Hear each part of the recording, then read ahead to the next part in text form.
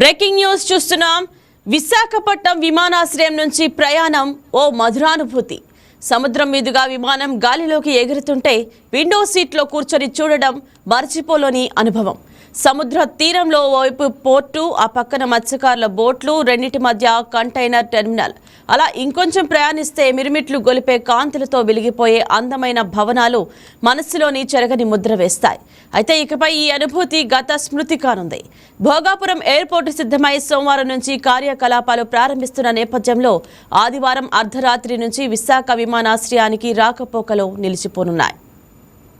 ప్రజలకు 4.5 దశాబ్దాలుగా సేవలు అందించిన విశాఖపట్నం విమానాశ్రయం సోమవారం నుంచి విశ్రమిస్తోంది.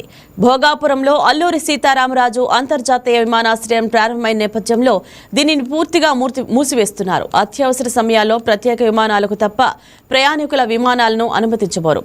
తూర్పు నౌకాదళం పూర్తి స్థాయిలో దీన్ని ఉపయోగించుకోనుంది. విశాఖపట్నం విమానాశ్రయానికి ఘనమైన చరిత్ర ఉంది. ఇంతింతై వంటింతై రీతిన ఎదిగింది. రోజుకు ఒక విమానం రాకపోకతో ప్రారంభమైన అత్యధికంగా 40 విమానాలు వచ్చి తిరిగి వెళ్లే స్థాయికి చేరింది. కొత్త అంతర్జాతీయ సర్వీసులను ప్రజలకు పరిచయం చేసింది.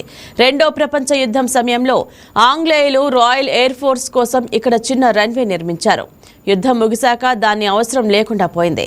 తిరిగి 1962లో పౌర విమానాల కోసం దానిని వినియోగంలోకి తీసుకొచ్చారు. కానీ పూర్తి స్థాయిలో నిర్వహించలేకపోయారు. భారత నౌకాదళం 1972లో ఇదే రన్వేను రక్షణ అవసరాలకు ఉపయోగించుకోవడం ప్రారంభించింది. విశాఖలో తూర్పు నౌకాదళం కార్యకలాపాలు విస్తృతం కావడంతో 1986లో ఆ రన్వేను భూములను రక్షణ శాఖకు బదిలీ చేశారు.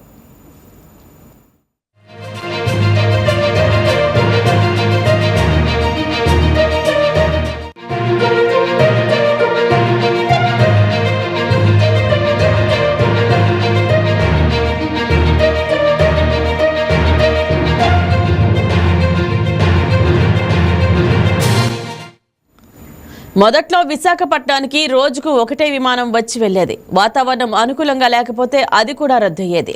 ఆ తర్వాత నుంచి పౌర విమానాల సంఖ్య క్రమంగా పెరుగుతూ వచ్చింది. రన్వే చిన్నదిగా పల్లపు ప్రాంతంలో ఉండడంతో వర్షాలు పడితే నీరు వచ్చి చేరేది. దీంతో 20వ శతాబ్దం ప్రారంభంలో పెద్ద రన్వే నిర్మాణానికి శ్రీకారం చుట్టారు.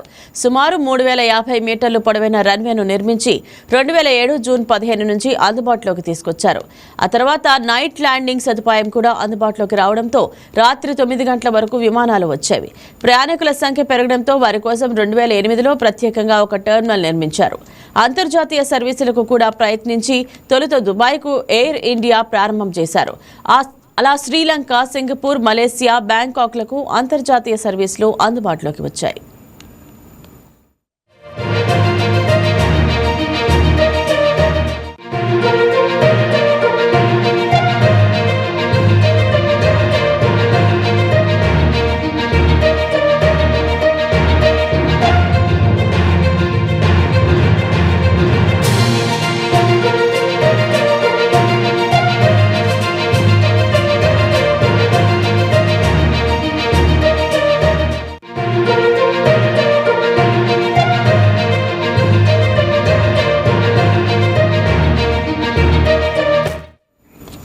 తరువాతి కాలంలో విశాఖపట్నంలోని తూర్పు నౌకాదళం రక్షణ పరంగా కీలకంగా మారింది. ఐఎన్ఎస్ డేగాలో కార్యకలాపాలు అధికమయ్యాయి. ఒకే ప్రాంగణంలో అటు నేవీ విమానాలు, మరోవైపు పౌర విమానాల రాకపోకలు సాగించడం వల్ల ఇబ్బందులు వస్తున్నాయని నేవీ ఆంక్షలు పెంచింది.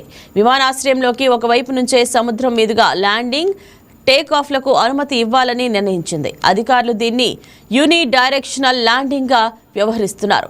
విశాఖ వచ్చే ప్రతి విమానం సముద్రం మీదకు వెళ్లి అక్కడి నుంచి మళ్లీ ఎయిర్ ట్రాఫిక్ కంట్రోలర్ సూచించిన మార్గంలో విమానాశ్రయంలోకి ల్యాండ్ అయ్యేలా ఉత్తర్వులు జారీ చేశారు.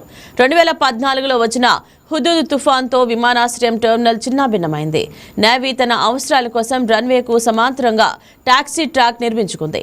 భోగాపురంలో గ్రీన్ఫీల్డ్ విమానాశ్రయం నిర్మాణానికి శంకుస్థాపన చేసిన తర్వాత నేవీ విశాఖ వచ్చే విమానాలపై ఆంక్షలు పెంచింది.